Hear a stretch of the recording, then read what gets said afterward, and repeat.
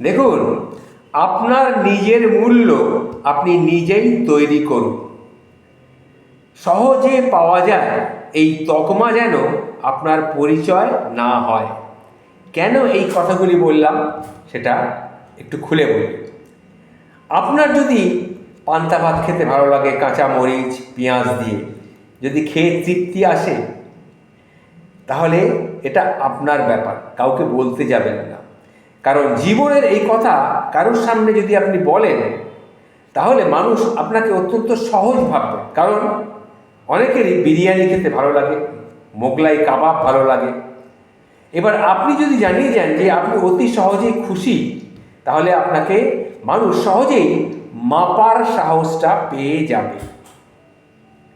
এই সমাজে সহজ চাহিদার মানুষকে কেউ কদর করে না, বরং ভাবা হয় এ তো সামান্যই খুশি হয়ে যায়, এতেই এর দিন চলে যায়। এইরকম একটা ভাব তার মধ্যে আসে।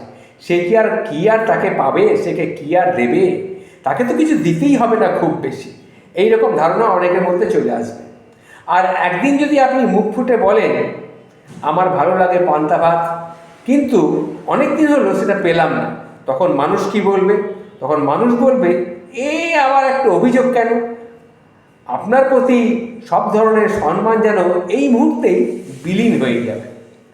তারা ভুলে যাবে আপনি কতদিন নীরবে সহ্য করেছেন, কতবার চাওয়াকে চেপে রেখেছেন, তবু সম্পর্কটা টিকিয়ে রাখতে, শান্তি বজায় রাখতে আপনি চাইতেন। যত বেশি আপনি লো মেনটেনেন্স ভাব ধরবেন, ততই মানুষ ধরে নেবে যে আপনাকে নিয়ে ভাবার আর কিছুই নেই।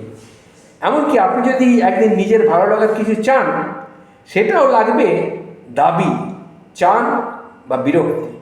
তাদের কাছে চাপ হয়ে যাবে বিরক্তির কারণ, যদি কিছু ভালো আপনি চান। তাই নিজেকে এমনভাবে ছোট করে তুলবেন না যে আপনি কিছুই চান না, আপনার কিছুই লাগে না। এই ভাবটা কারোর কাছে তুলবেন না।